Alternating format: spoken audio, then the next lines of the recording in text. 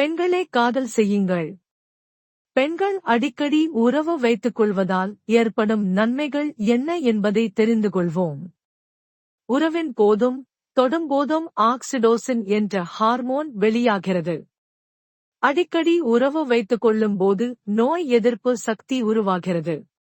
ஆசை உணர்வுகள் இம்யூனோகுளோபுலின் சுரக்க வழிகோல்கிறது. மன அழுத்தம், பதற்றத்தை எதிர்த்து போராட உதவி செய்கிறது. பெண்களே காதல் செய்யுங்கள்.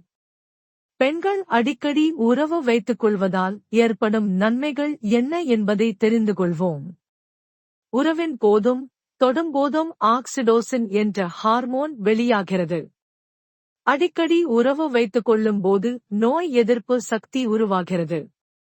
ஆசை உணர்வுகள் இம்யூனோகுளோபுலின் சுரக்க வழிகோல்கிறது.